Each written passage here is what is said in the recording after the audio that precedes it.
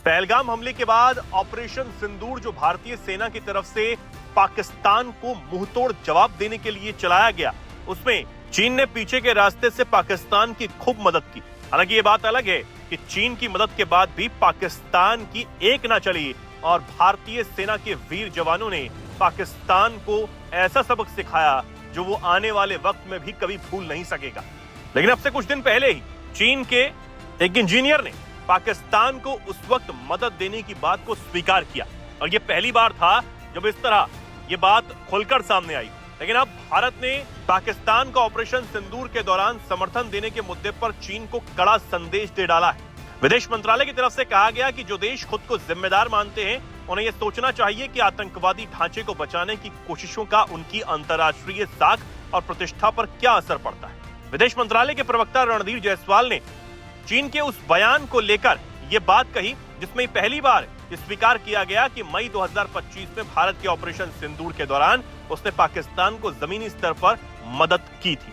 रणधीर जायसवाल ने कहा, हमने ऐसी रिपोर्ट देखी है जो उन बातों की पुष्टि करती है जो इनकी जानकारी पहले से थी। जो देश खुद को जिम्मेदार मानते हैं उन्हें यह जरूर सोचना चाहिए कि आतंकवादी बुनियादी ढांचे को बचाने के प्रयासों का उनकी प्रतिष्ठा और वैश्विक छवि पर क्या प्रभाव पड़ता है।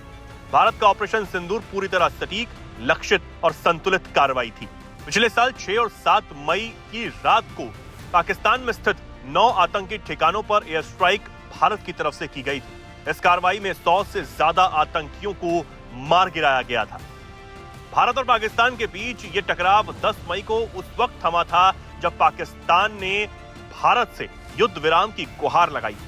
इस अनुरोध को स्वीकार किया था, लेकिन सरकार लगातार ये कह रही है कि ऑपरेशन सिंदूर को सिर्फ रोका गया है, खत्म नहीं किया गया है। हाल ही में साउथ चाइना मॉर्निंग पोस्ट की एक रिपोर्ट में दावा किया गया था कि चीन के सरकारी प्रसारक सीसीटीवी ने उन इंजीनियरों का इंटरव्यू प्रसारित किया जो चीन के अत्याधुनिक लड़ाकू विमान और ड्रोन विकसित करने वाली संस्था Chengdu aircraft design and research institute से जुड़े हुए हैं। रिपोर्ट कहती थी कि इंजीनियर झांग हेंग ने स्वीकार किया है कि उन्होंने संघर्ष के दौरान पाकिस्तानी अधिकारियों के साथ काम किया था। हेंग ने कहा कि सपोर्ट बेस पर लगातार लड़ाकू विमानों की आवाजें सुनाई देती थी और एयर रेड सायरन बजते रहते थे।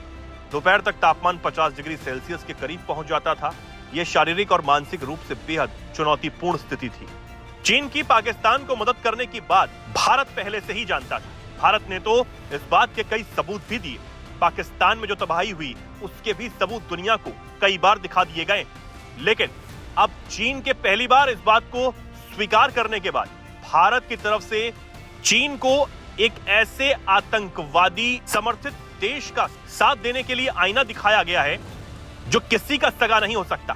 की तरफ से यह साफ कह दिया गया है ऐसे आतंकवादी बुनियादी ढांचे को बचाने और उसकी मदद करना चीन की प्रतिष्ठा और वैश्विक छवि पर असर डालता है। लेकिन इसके बावजूद अगर चीन पाकिस्तान की मदद करता है तो यह पाकिस्तान को और उसके सहयोगियों को समझना होगा कि भारत अपने हितों की रक्षा करना पूरी तरह जानता है और ऑपरेशन सिंदूर सिर्फ रुका है, खत्म नहीं हुआ।